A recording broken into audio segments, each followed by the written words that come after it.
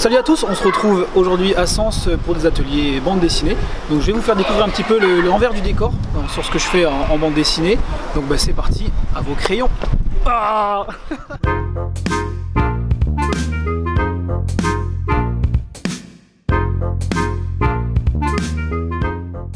Les meilleures périodes que j'ai eues de dessin, où j'ai vraiment retrouvé la flamme, c'est quand j'allais à des expos BD, où j'allais voir au cinéma les Pixar, parce que je suis fan. Je sortais de là, j'ai pris je prenais une claque en me disant mais oh là, ce dessinateur là c'est magnifique ce qu'il fait, ou ce que je voyais, voilà, les Pixar, je voyais le style c'est trop ce que j'aime. Je rentrais chez moi et j'avais envie de dessiner parce que ça me donnait envie de faire la même chose, et du coup il y avait des moments où je prenais une claque et je disais bah, c'est bon j'arrête.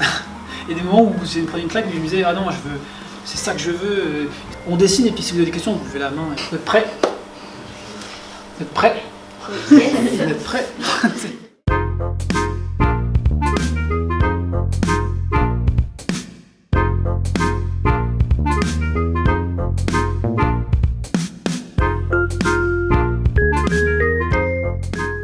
Il y a un truc super important à vous rappeler qui est très simple dans vos dessins. Si vous voyez que visuellement la main est plus loin que cette poche là, donc qui est à peu près au niveau de moitié du corps, hein, on va dire au niveau des fesses quoi, c'est qu'elles sont trop longues. C'est un moyen super facile. C'est que là les poches elles arrivent pile poil, donc à ce niveau là. Donc vous rappelez-vous de ça, si vous avez fait les bras pliés et qu'en dépliant votre bras arrive là, c'est pas bon. C'est trop grand. S'il arrive là, c'est trop court. Il faut un peu, on n'est pas au centimètre, hein, surtout pour les styles un peu cartoon. Parfois, vous avez des personnages qui tombent les bras, hein, ça vous pouvez exagérer. Mais si c'est un style un peu semi-réaliste, vous pouvez pas avoir des bras qui touchent les genoux. Essayez de les ancrer. Inventez une petite histoire qui vous plaît, un truc qui vous fait délirer. Et puis, passez à l'étape suivante, c'est-à-dire essayer de faire un petit storyboard, comme je vous ai montré sur mon petit classeur, un truc rapide pour voir si tout rentre dans la page. C'est vraiment le meilleur exercice pour progresser en dessin, c'est une case, deux cases, peu importe, trois cases, on s'en fiche. Et du coup ça oblige à vraiment pratiquer le dessin et puis à donner un peu de vie à vos bonhommes.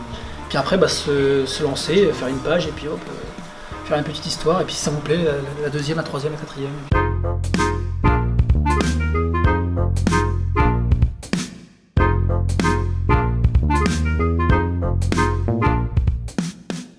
J'ai beau être dessinateur, et tous les gens qui dessinent ont beau être dessinateurs, on ne crée pas les dessins du premier coup. C'est-à-dire qu'on ne va pas faire la bonne case du premier coup et trouver le bon effet. Donc il faut d'abord faire un brouillon, comme vous quand vous dessinez. Alors je sais pas, ceux qui ont vu la main tout à l'heure, ceux qui dessinent, vous avez bien vu que quand vous faites un croquis, vous ne trouvez pas forcément le bon dessin. Vous gommez, vous refaites le nez, vous refaites les yeux, etc. Et c'est pareil quand on fait une bande dessinée.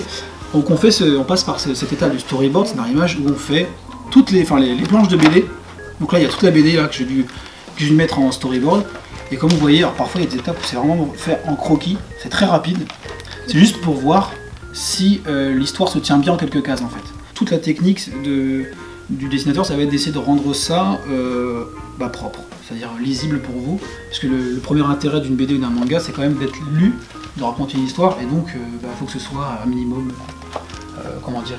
agréable à l'œil quoi. C'est vous qui avez fait tout ça? Oui. Vous dessinez bien. J'espère, ce sera pas mon métier sinon.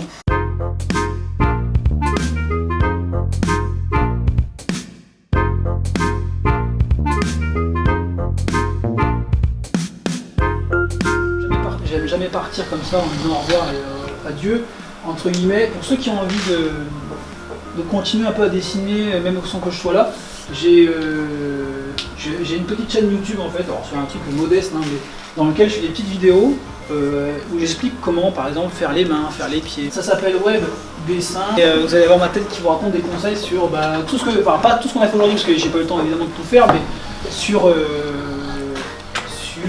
un peu tout ce que je sais moi, tout ce que j'aimerais que les autres sachent, et tout ce que je peux enseigner aux futurs dessinateurs qui vont prendre ma place et me mettre à la retraite.